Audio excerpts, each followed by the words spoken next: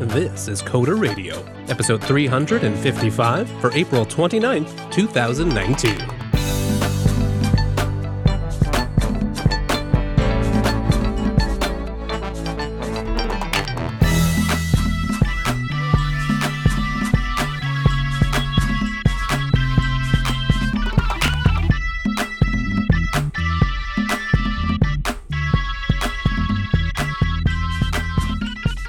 Hello and welcome to Coder Radio, Jupiter Broadcasting's weekly talk show that takes a pragmatic look at the art and business, software development, and related technologies. My name is Wes, and I'm joined once again by Mr. Michael Dominic. Welcome to the show, Mike. Well, a wubba-dub-dub and a hippity-hop happy Coder Radio to you, Mr. Payne. Oh, I'm always happy to be there, and, I'm glad I'm here today because, we got a lot to talk about. This is a thick, juicy, beyond burger of a show. Yeah, and, a lot of the stuff that we find actually, well, sure, sometimes we find it, whatever Mike drags into the show. Oh, geez. But many of those things, well, actually, they come from you, our wonderful audience. If you go to our website, coder.show, coder.show/contact, there's a contact form. You just write it in. You can be anonymous if you want. You can tell us your name. Let us know what you think. It just helps us make a better show, and sometimes it gives us great stuff to talk about. So I was thinking today, let's start off with some feedback. All right, so this one's for me. Tom wrote in to talk about, in a recent episode, we were talking about Chrome OS and Windows. Actually, it was 353, a week with WSL, when, Mike, you were telling me all about your recent adventures over in the subsystem. And we were kind of pondering things about, what does this mean for desktop Linux? And what about Chrome OS? And Tom wrote in, Wes, it hurt me when you said that there is little difference between Windows and Chrome OS. He breaks it down for us.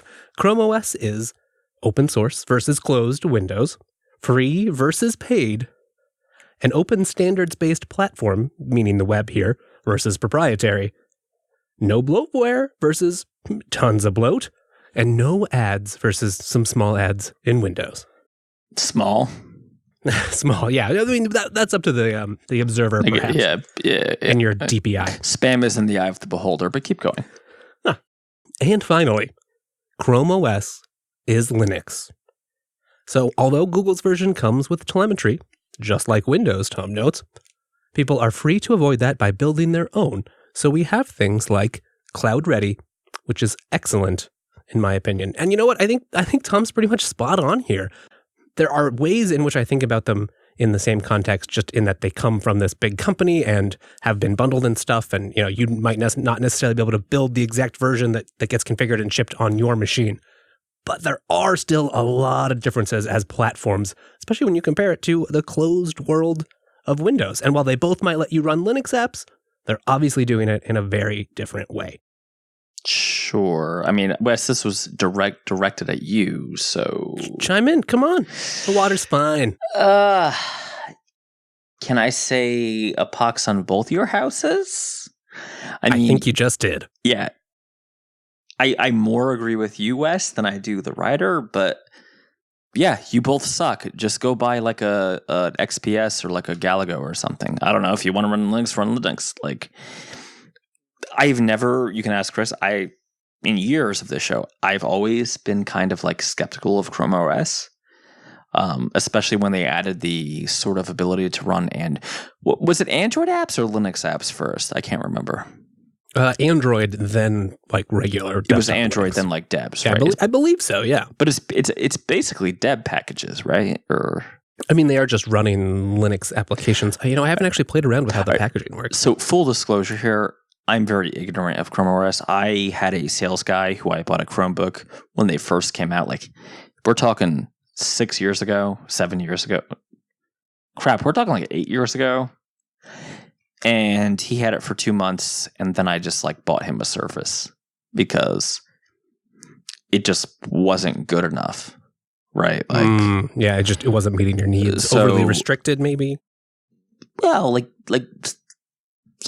needed. I hate to use the 90s term. He needed multimedia functionality that at the time, remember, we're going back 7 to 8 years here, wasn't exactly possible. I will give Chrome OS one thing in the demos I've seen. It is a lot better than it used to be, right? Just as web apps are better than they used to be. But I don't know what to say, Wes. I mean, at your shop over there, are they running a lot of Chrome OS?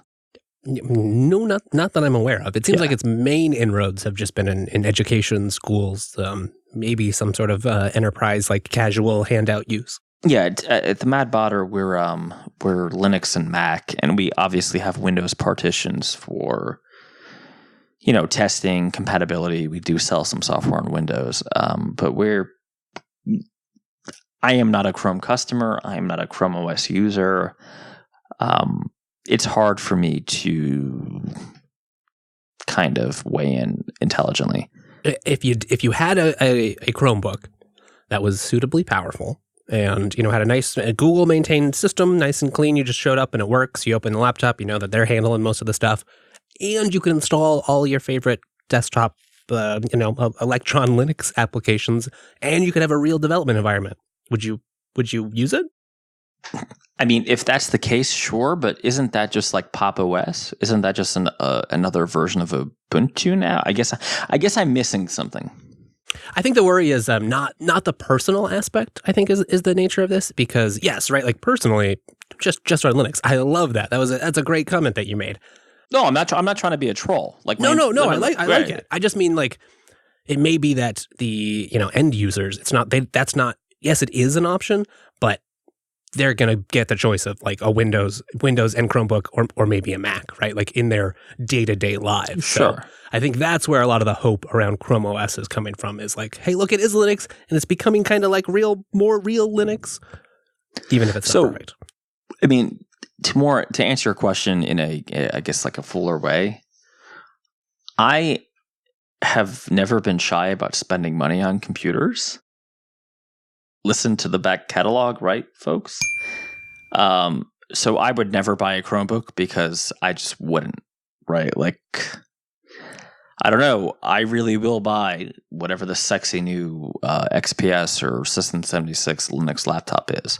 Or if I need a Mac, I will buy a brand new Mac Mini. All right, let me break it down. Other than education, I don't understand the Chromebook as a product. Given that if I have people who aren't doing dev or engineering, Windows-based laptops are so cheap. In fact, if I buy a Windows laptop and I throw a XFCE, by the way, please listen to Choose Linux on Jupiter Broadcasting. No one forced me to do this, by the way. This is voluntary. It turns out that XFCE, which for those who don't know is a Linux desktop environment, uses basically no memory and is super fast on shitty hardware you can buy in Best Buy. So like for me, for my purposes as a guy who runs a dev shop, if I have like a sales guy or a customer service rep, and if he or she like doesn't want to run Windows because he wants to be part of and I've had this happen, Wes, where like they don't want to be the odd man out. Does that kind of make sense? Yeah. I mean, there's just social pressures there. Right. Like we are a Mac and Linux shop, right? Like we're, and each of us have a Mac and Linux machine, but for one hardcore Mac guy. But like, I don't know. I would just like buy him a HP or a Dell at Best Buy and like slap Ubuntu XFCE edition on that. And like, I guess where does Chrome educate me? Where would Chrome OS rather come into this conversation that I'm not understanding? I mean, I think it would mostly probably be for larger organizations where you had a lot of overhead, where you did need some of those enterprise controls to manage rollouts and submissions, and so that's what I see a lot of this debate. Like personally, in my own life, I'm thinking about buying one just to play with it because the tech is interesting behind it, but I don't really need it, and I don't see myself using it just because I am comfortable with the administrative overhead of regular operating systems. But if you're the IT guy and you don't need like 50 different people all trying to do their own and attempting to manage security updates on the various developer laptops that they have, maybe that gets you a little scared if you're from a sysadmin background. That, I think, is a lot of the Google's play here. Is this like an enterprise play, basically?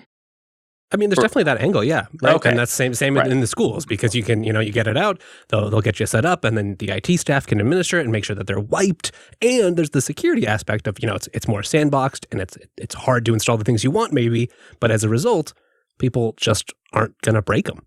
Fair enough. Well, we spent 10 minutes on Chrome OS just now, which I think is 11 minutes more than we should. So let's move forward. Yeah. For the record, Mike remains questionable about Chrome OS. I liked your comment, though. You brought up your willingness, let's say willingness to buy new hardware. That is, I think, one of the reasons that we should move on to this next feedback topic, because... Let me brace for impact then. Yeah, hardware, it comes up sometimes.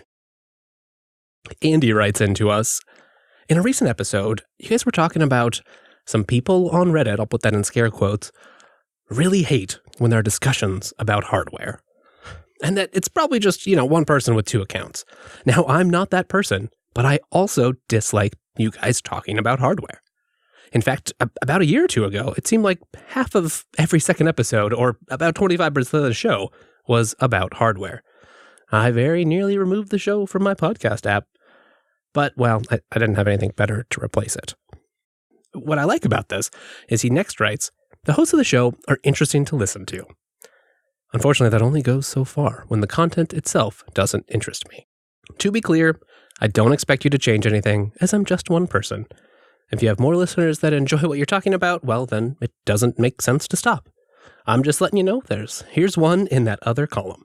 Thank you for the generally entertaining show. Yeah, so this is a point, Wes, where you can do arbitration, and Chris can't defend himself, but I think I'm going to defend myself and Chris a little bit here.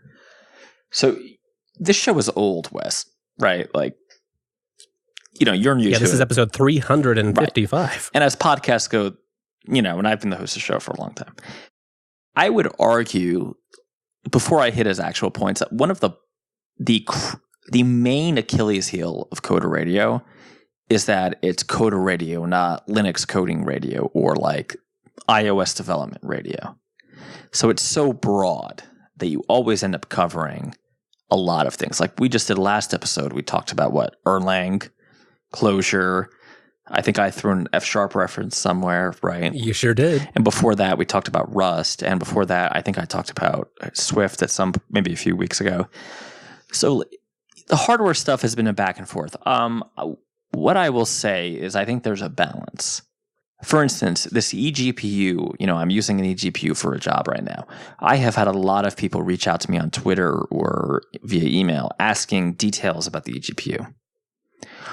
I definitely get the, which Linux distro are you running, or are you running Mac or Linux this week?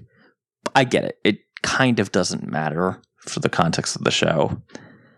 But it's definitely a hard balance, right? Like the analogy I like to make is if this was carpentry radio, you're like a carpenter, right? It would be totally appropriate to talk about, well, do you like Black & Decker or do you like Craftsman tools, right? Like, and why? It's my opinion that that's an appropriate conversation to have. Yeah, right. I mean, they're parts of your trade. It's not the direct work, right. And it's not a show about making hammers, but, well, you're using a hammer. So I would argue a different point. So, okay, whether I'm running an XPS 13 or a Darter Pro, I get it. It's just like a vendor difference. But how about if I switch from, let's say, OpenStack to Kubernetes? Well, that's worth talking about, right?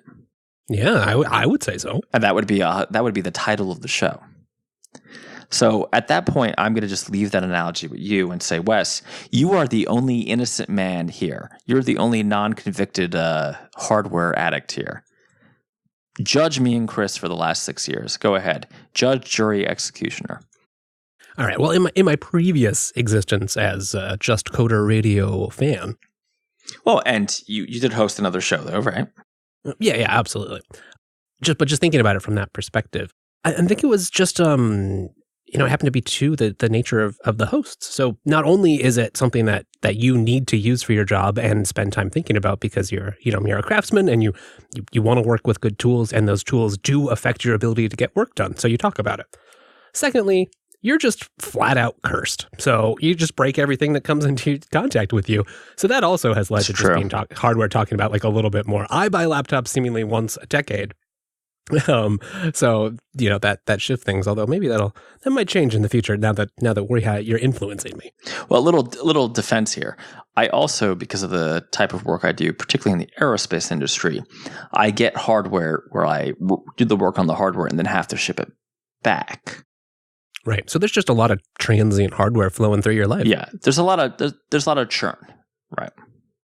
I would also say it was a topic that I enjoyed listening to you and Chris talk about, because you came at it from different perspectives, but it was an area that you could really meet in the middle, from his perspectives using hardware for one purpose and watching the industry for a long time, and yours from another angle. So it was a fun way to interconnect and sort of talk about this stuff in a little, not just from a consumer angle. I guess that's the point that I liked, because if we're just talking about things that we're using from day-to-day life, okay, that's fine.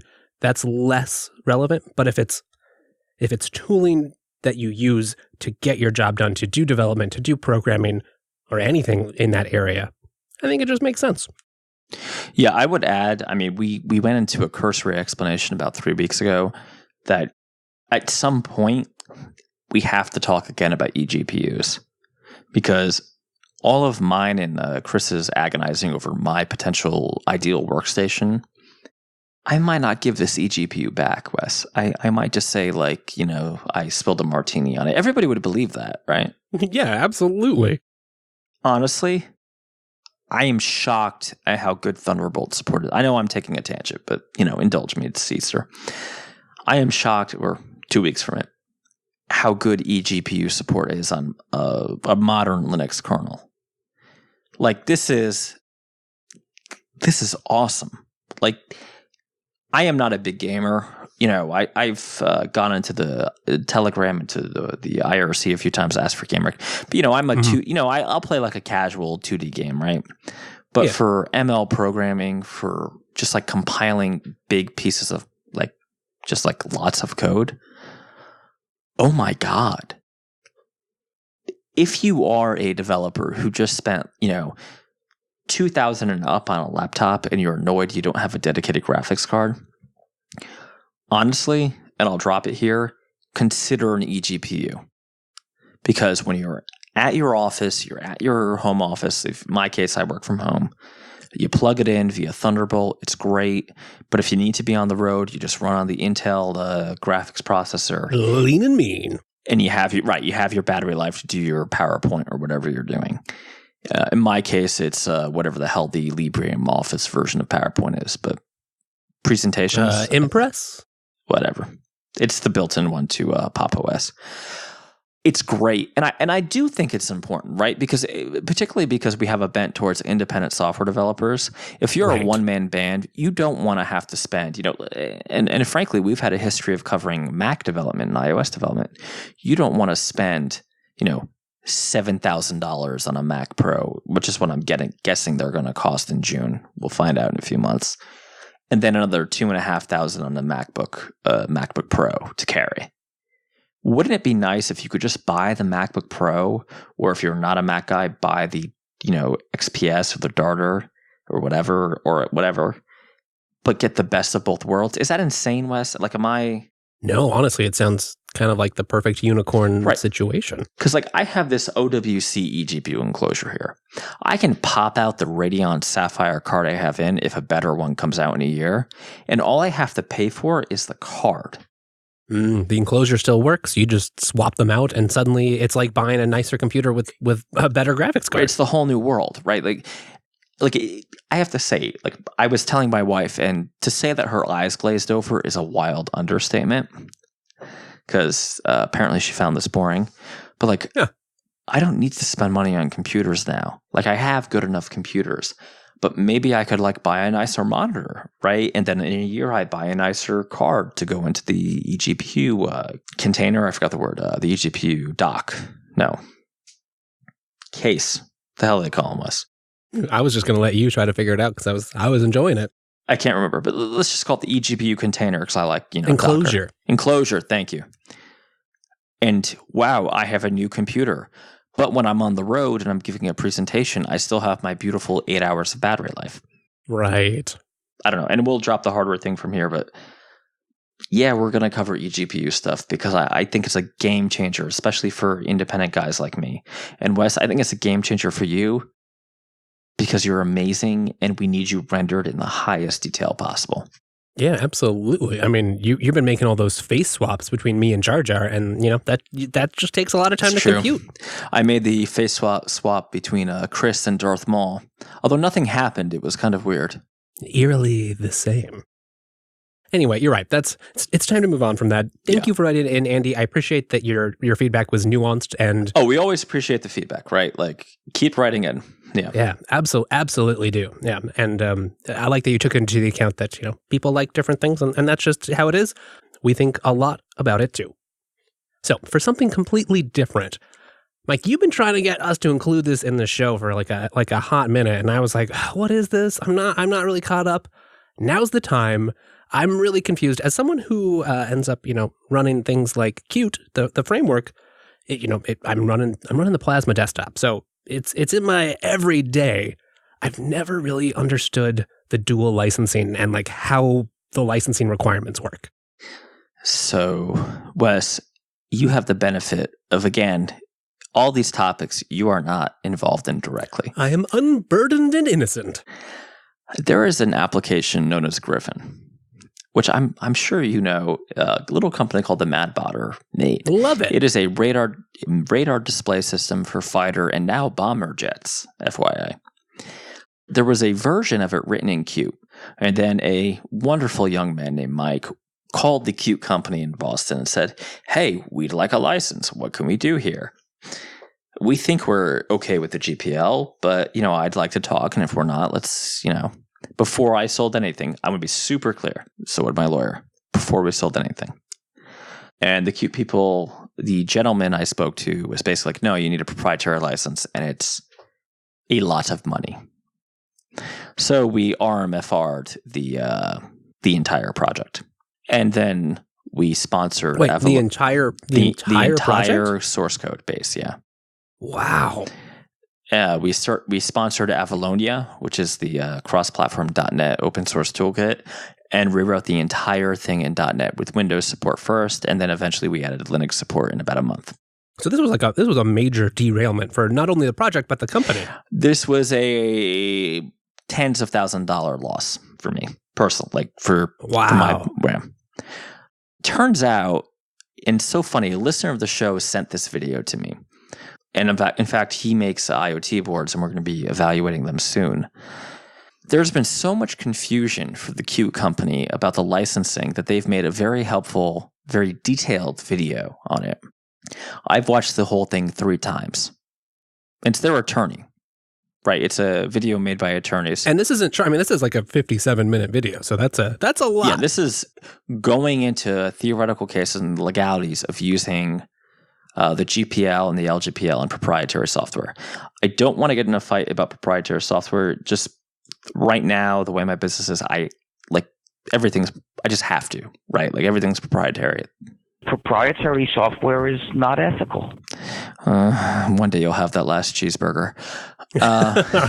Right, but yeah, you're making software, and I'm sure if your customers were like, let's make it open source, okay, cool. But then I would go with it, right? And I will say we contribute back as much as our customers allow us to, which I know is like a lame defense, but unfortunately that's the way contracts are written. I don't want to get into it too much, but you're running a business, you got bills to pay. We'll move on. We're a dev shop, right? We are at the mercy of our customers. Yeah. Well, it turns out that our exact use case was completely okay under the GPL. Oh, really? Even regardless of what the person you talked to at their organization told you. As long as they could upgrade the version of Qt and put another Qt binary in the place of the Qt we were giving them, we were fine. Really? So this is kind of because we got a lot of feedback on this, Wes. We got a lot of feedback on this Qt stuff. If you are considering Qt for a project, check out this video. I have to say it hasn't changed my position only because in the intervening time, I now have a major project written on .NET. I've joined the .NET Foundation. We've open sourced .NET code. Like, you found a new home. I sort of got married, right? Like we're doing a lot of .NET work. I I can't deny that I would have preferred to have originally shipped this in Qt, but when the rep tells you that you'll be in violation of the license, you don't do it, right? Like that's life. Yeah, right. Yeah, Right. That's just a bad idea. Right. If you're gonna, and then even we see this all the time. Like any kinds of lack of clarity in licensing, it's not a good risk that you can take. You're just asking for a lawsuit down the road. Right, and for a little company like the Mad Botter, we would be destroyed by that, right? Like it'd be bang. It would kill us. Reflecting back on it now that you're here and on the other side of this little debacle, did you like the? I'm interested. So licensing aside, what was the difference like when you had to switch all kinds of stuff? You know what? I liked Qt. As an experienced Objective-C developer, which I have to mention in every show, C++ is very comfortable for me to work in, but I have to be honest with you. I'm going to answer a different question. I should have listened to the JB community.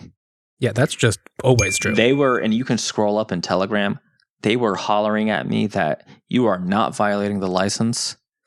Go ahead and ship. Don't worry about it. And you know what? They were absolutely correct. Now, they did not offer to pay your legal bills. Well, if they no, were but wrong, you know what?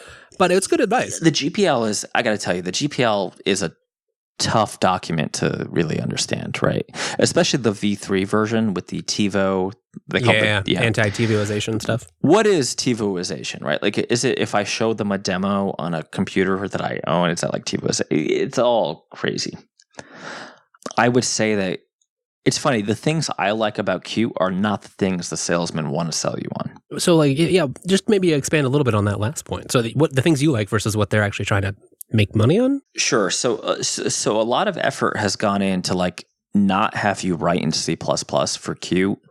And I'm not talking about QML, Hill, which is for those right. who Okay, know, that's what I was going to say. QML is like their markup language. It can do some logic, but think of it like it's like presentation versus code, kind of, right? Yeah, like think about like Android XML. Right, you can do some stuff, but not. You're not going to write your whole app in QML if your app is, as complicated as the radar display, for sure. Right. Right. Yeah, absolutely. But like there's a Python extension to Qt that we actually covered on the show. There's JavaScript extensions. So adding more bindings, adding more ways to use Qt without having to use C++. I think there's a Java one, but I'm not entirely. I think that might be a community project, not a officially blessed one. But I liked it because it was C++, right? And that, for my business as a dev shop, just saying, okay, we all have to work in C++ would really simplify everything that I'm doing.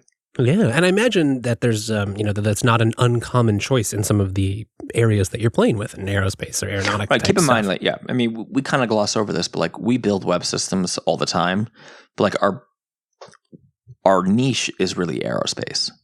I'm still surprised we don't talk about Ada more often. We could. That's for another show. I don't know how to do that in a 45-minute format. Oh man, we should actually. Ada was one of the first languages I studied in my own computer science education. I tell you what then. My birthday's in June. We could have a Mike's birthday episode and you and I can go 13 rounds on Ada. Yeah, I'm looking forward to it. All right. But obviously, so since Wes brought it up, in the aerospace industry, there's a few standards, right? There is old stuff. I call it Ada. There's like down to the hardware C++, which is where I kind of need to be.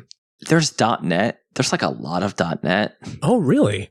Yeah, there's a lot of .NET. There's some Java on the back of Office stuff, but very rare. To be honest, you're looking at C++ and .NET and some Ada, but that's like Ada's its own thing. Maybe a better way to say this: you have embedded, you have application, and then you have back of Office. Yes, that makes sense. The beautiful thing about Qt was it could have been the embedded, the application, and the Rails could have still been the back of Office, right? So you could have just knocked out those other two parts. You've already obviously thrown everything very comfortable with Rails. Mm-hmm. Right. Which from a hiring and management perspective would have made my life tremendously easier. So now, because of the licensing, I'll call it confusion, what's happened is embedded is Rust in one case, but also .NET.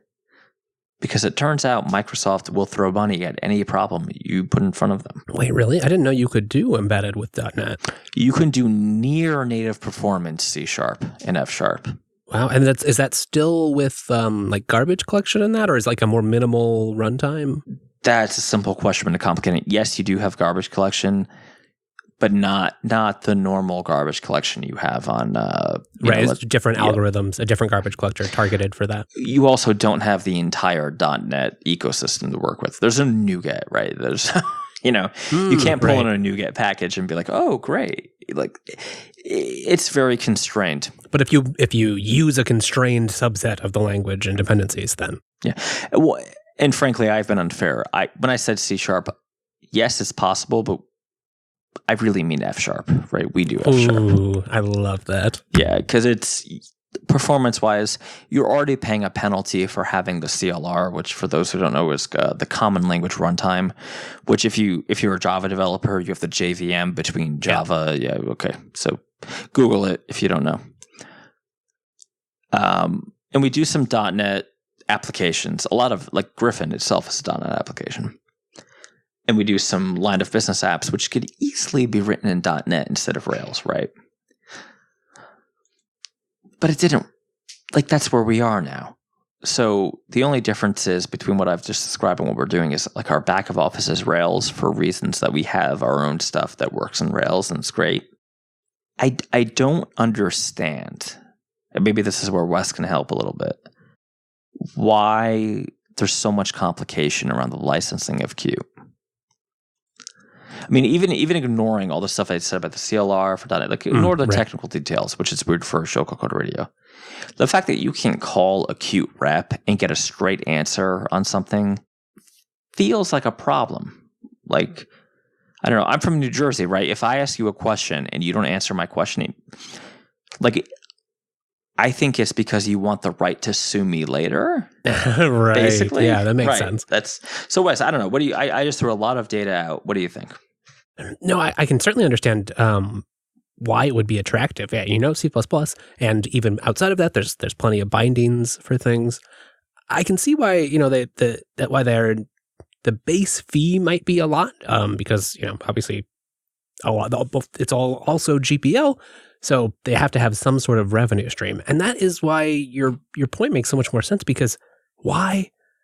Their whole thing should be to make it super simple so that if you want to pay them money or even think that you might want to pay them money to negotiate with them, that should be clear and easy to do. Because otherwise, you're just going to be confused. If you can't get a clear answer when you have a complicated dual licensing sort of thing, and you see it all the time on Hacker News or anything else for some new open core sort of system or all these various in-betweens on different open source styles of business running. And someone asks some questions about, like, is this covered by the licensing? And someone immediately pops in the comments and goes, oh, here, DM me. Let's talk about this offline. We'll get you all the information you need. Now, do we know how those conversations go all the time? Absolutely not. But you gotta hope and assume that the majority of them are better than what you described. Yeah, and in defense of Qt, like the gentleman who I was talking to has reached out to me several times. They are not happy that we went into .NET. And to say they're not happy is a giant understatement. They feel that basically, the rep didn't understand our technical case, and it turns out we could have done it the whole time, blah, blah, blah, right? Like, yeah. It's, I am not the biggest, and we should move on, but I'm not the biggest GPL hippie on the network, right? Like originally I was the iOS and Mac guy here. If you think that having GPL software in industry is good, you can't have this constant thread of legal action because, a lot of the big applications that you think about are written by small subcontracting companies like mine. And I'm not trying to make this Mike's bitching hour, but it just is the case that, I have employees, right? Like I can't use technology that I think that I will be sued for. Does that? Oh yeah, that's just absolutely. It's not just you. It's not you as an individual person. You have a whole organization. Right. Like my employees have kids. Like there's a whole, so I'm in this weird place where, again, I think .NET is great. I'm a member of the .NET Foundation. I support financially .NET projects. I would have preferred to use Qt.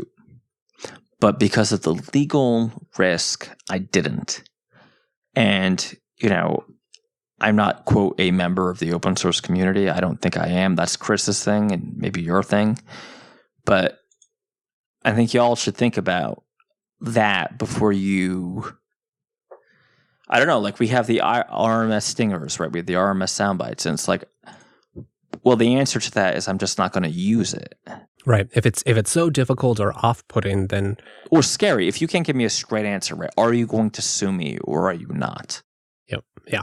I like that because it is like people do think it's great, right? I mean, Qt is popular for partly, I think, because, it's easy to get started, all the advantages that come from open source.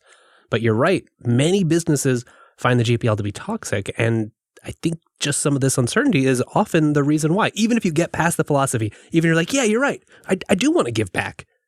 Well, you were trying. Well, we would contribute back. Like the sick part is we have contributed back to .NET projects. We've contributed back to Rust projects. Only because I could not justify the legal risk of using Qt is why we didn't do it. That makes a lot of sense. That's an interesting case study, and I think something we'll have to watch. I'm kind of happy about it just because I think it did mean it forced you to do a little bit more Rust, and that has led to a lot of great content for this show and our next story today. Wes, I'd like to put a pin in this if I can. Oh, please do. Rust is moving fast, so by the time this airs, I'm sure there'll be 5 more versions.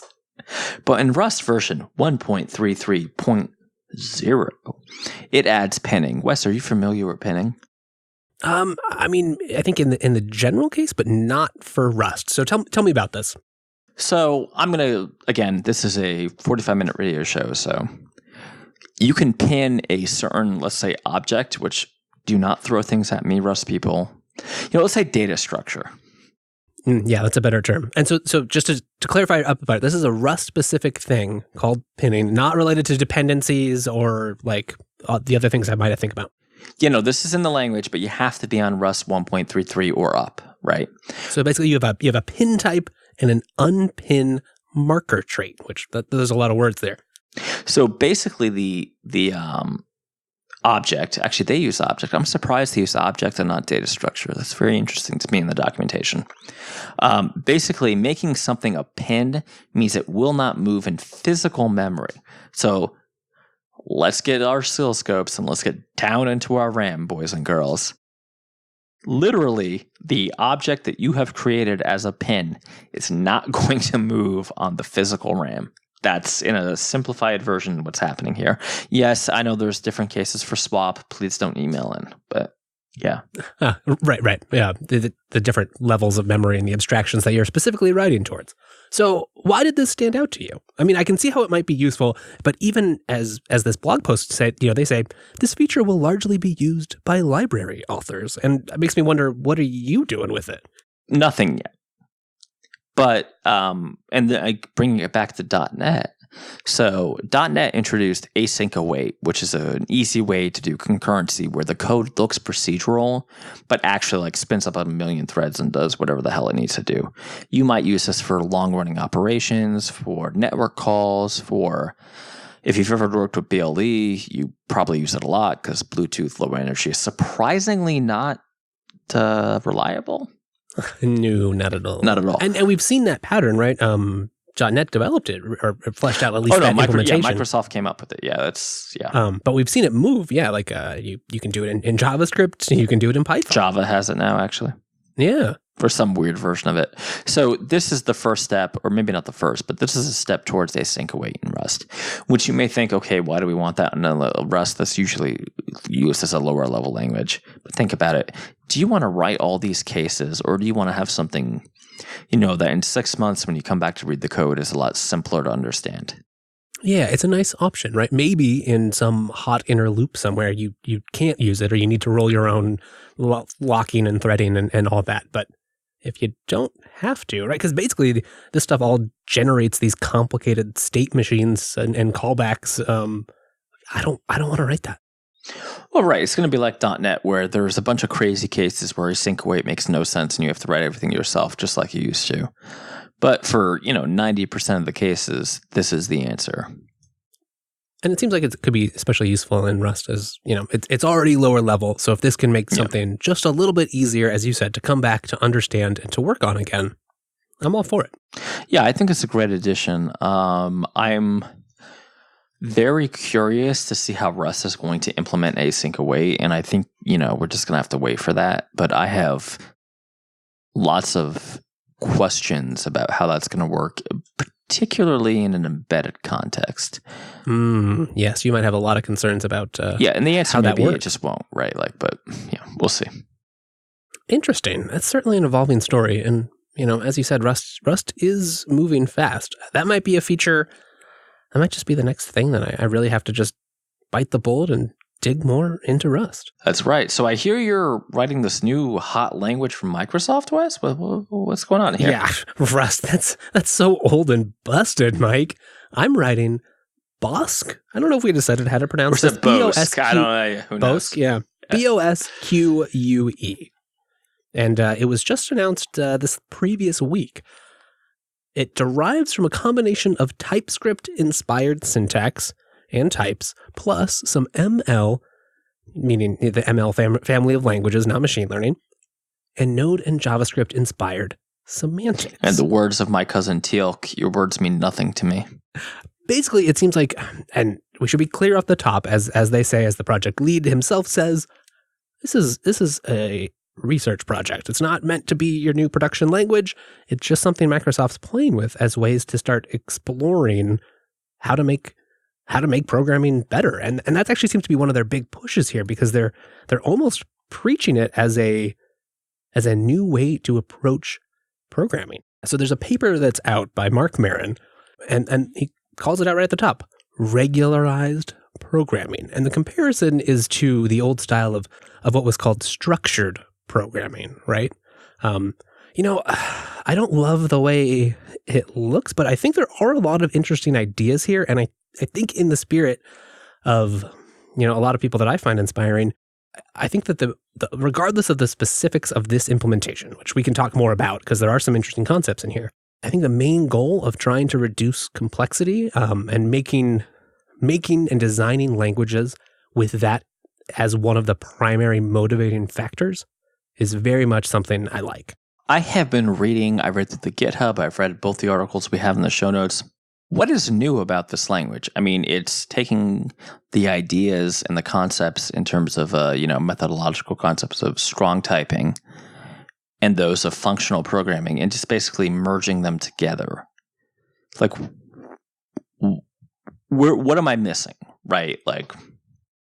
Yeah, you're right. I mean, so I think it can be said that much of the stuff that's in here, I don't know about what other languages are doing. Like, one of the features is this typed string sort of thing, where just like a way to declare types of strings and lift some of the identification into the type system. Strings are terrible, yes. Right, and we often end up just programming with a whole bunch of strings we pass around. Right. But you are right, that much of this stuff, and I guess they almost say it themselves, that is flowing out of research, out of other things that have already been implemented or are seen in other languages and communities. Like, there are no explicit looping constructs in Bosque. I like that. I think that's good, but there are plenty of other languages that lack that. Okay, but there's also I don't know, you can do a map over things, right? Isn't that just going to become the poor man's loop? Or am I just being overly cynical here? Well, sure, but and in the simple cases, it already is. But even when you just have map, right, you've already decomplexed something, because in the simple case, sure, a loop is basically just the same thing. You're iterating over each item and then doing something. But it can get more complicated because you have an arbitrary scope inside there that you can just keep your own state. You can mess with stuff. It is not fundamentally tied to a mapping over one thing. And so I think that's the level that they're trying to get at here, is to say, yes, you understand this. Yes, these are equivalent in terms of theory, but this is a more ergonomic and safer way to model this program or this problem. And we think these should be the default tools available to you, not these older imperative style. Right. I agree with that. But like Microsoft already has F#. And TypeScript. Yeah, TypeScript. I have lots of problems with TypeScript. I don't like TypeScript, right? But you should just learn ECMAScript and be done with it. But like one of my hobby horses is that people writing these crazy algorithms in C# and doing these like low-level projects where they need data integrity and all this kind of fun stuff ought to really be using F#. And they're not. So I mean, anything that's invented is great. I don't want to like take away from that, but F# solves many of these problems. Maybe not in the same way, like the whole scoping thing, fair enough. But I don't know. If I were the Microsoft language team, I might, like, this, Wes, it's my hobby horse, right? .NET developers who aren't data scientists, because data scientists love F#, need to pay more attention to F#. It's a really good language, and it solves many of the problems that Bosque, is that what we decided? Bosque or Bosque? I think we're just going to use both, and we'll see what shakes out. We're going to go with it. Like, claims to solve. And I'm not like, this is definitely an achievement, but I mean, fsharp.org, guys, it's great. Trust me. Like, it'll change your life. No, I mean, you are right. And I've seen some commentary kind of wondering, like, is this just some sort of power grab? These ideas don't look new, just like you were saying, right? Like, and so it depends on how much you read. Are these claims? What, this exists in another Microsoft language. It's called F#. Like, sorry to interrupt, but that's my entire criticism of this, right? Like, we should make F# better because that's already awesome. Like, and, I think that is reasonable. Thank you.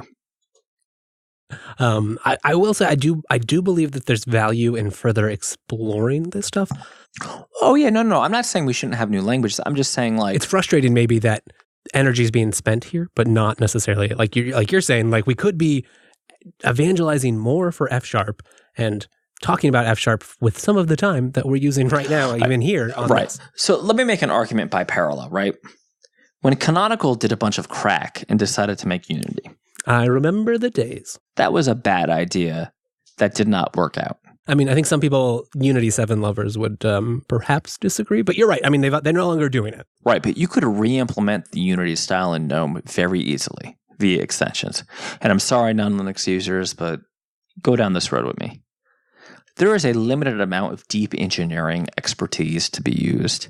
Like, these are literally concepts that, like, when I talk to C# developers who are like doing large data things or like mathematical processing, they're like, oh, .NET sucks. I'm like, actually, no.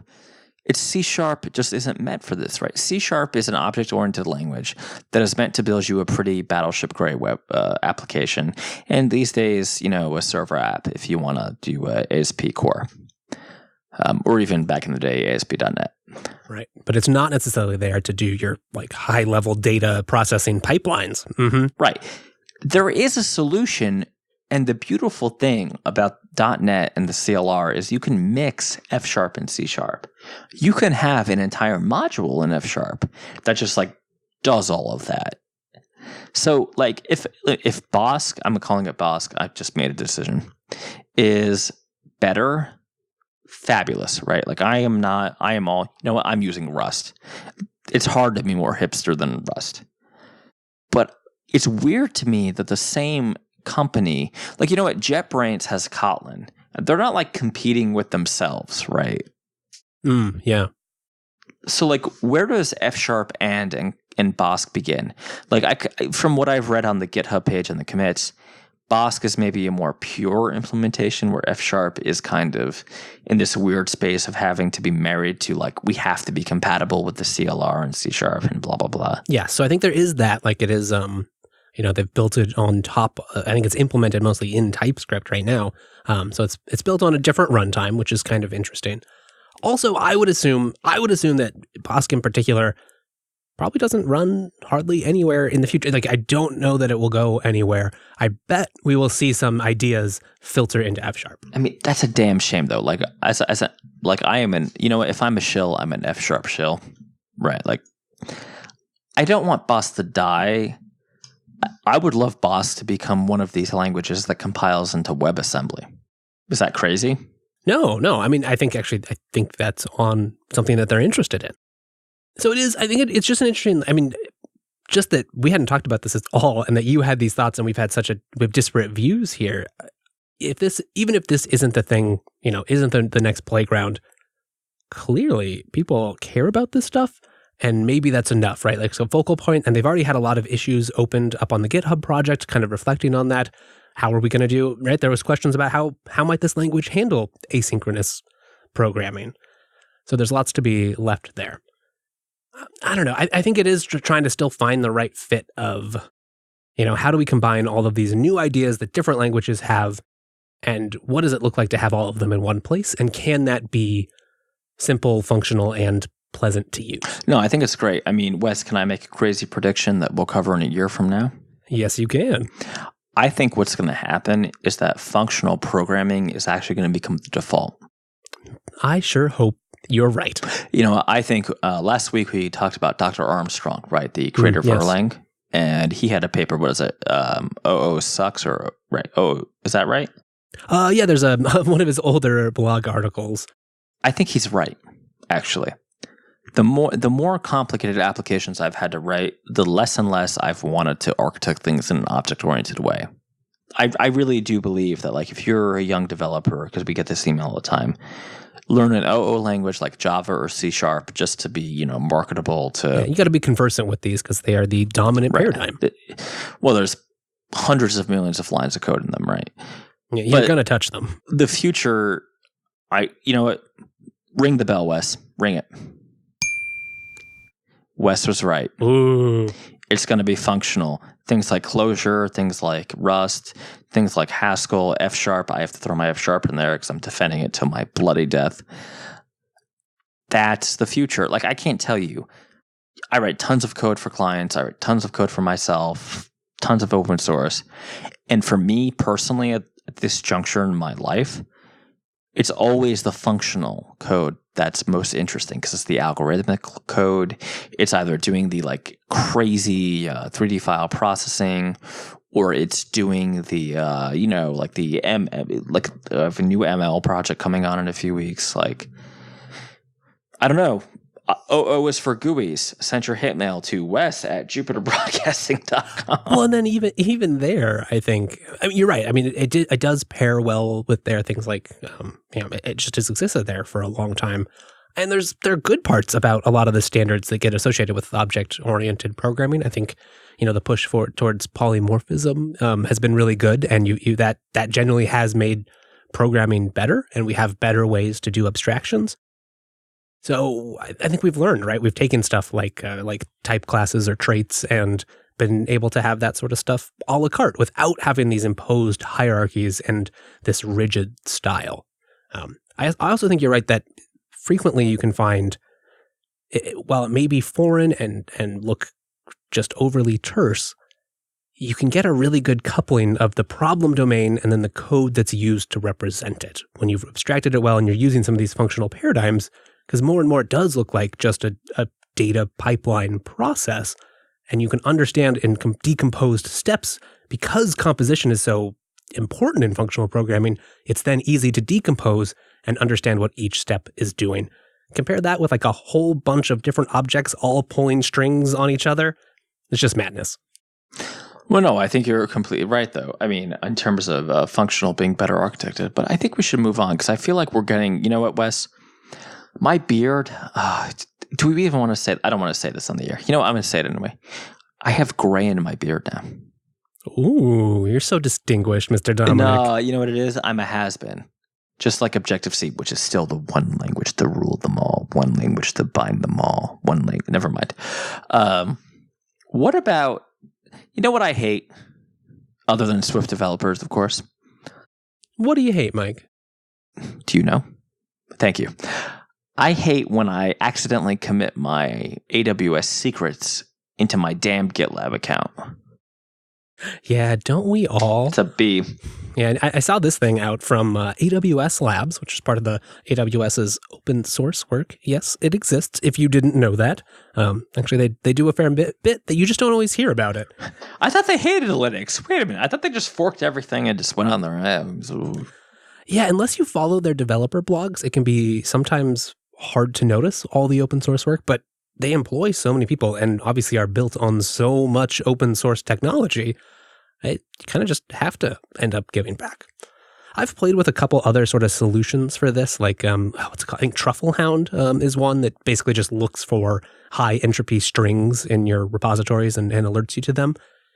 git-secrets is a little bit different, and it does have some sort of configuration so that it by default understands AWS. So if you're a big AWS user and you really, one of the first things, especially when you're setting up in an AWS environment, you got to all right, I go figure out my different credentials and I got to get my system provisioned and set up so it can talk to AWS and then run against the staging environment. But I need those credentials over here, but I really then need the production credentials when I switch to prod. And how do I do that? And it shouldn't be in the repo. And especially maybe you're working with multiple teams or some sort of contracting company you've hired. Just a mistake.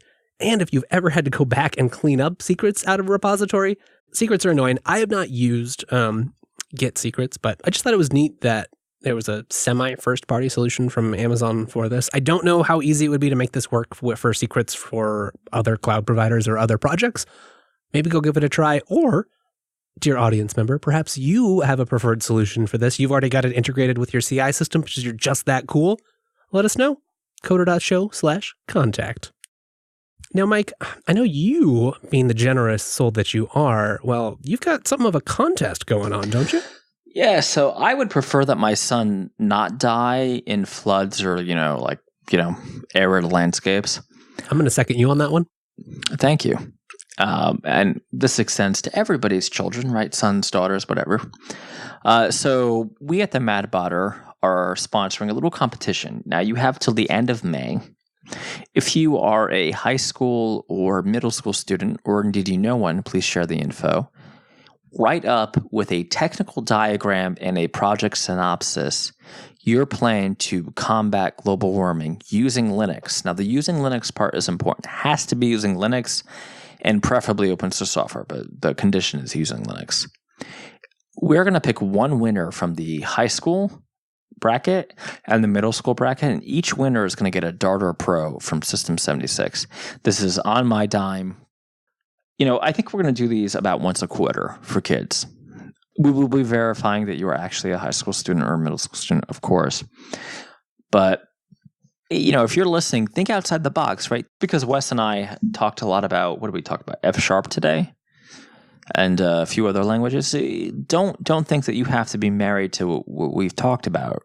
I'm sure Wes would agree that it's preferable for you to kind of just let it go, right? Just think outside, Yeah, that's one of the advantages of things like this is, we're old and stuck in our ways. We're old and stuck in our ways and, oftentimes can't see the best solution for something. And it takes out of the box ideas, things that might seem just unintuitive or wrong or broken that end up really shedding light on something. Right. And this is definitely this is my own initiative. This is a Team B thing. I had a kid email in, talked about it privately in Tampa a few weeks ago, and say, well, should I do this Linux Academy course? Linux Academy, there's no preference, right? If you're a member, if you're not, whatever you want to do. If your thing is a completely, hell, if you can solve global warming with real basic, go on. And I have a friend named Brian who you should talk to, who we're not friends, but it'd be fun. Too soon? No, amazing. Well, Mike, this is real generous of you, and I'm excited to see what comes out. Well, you know what I figured, Wes? Instead of pouring gin into laptops, I should just give them to kids who might save my life. And that means more gin for you. And more sales for System 76, who, by the way, keeps sending me nasty messages about you being prettier than me. We'll have to have a conversation offline. We sure will.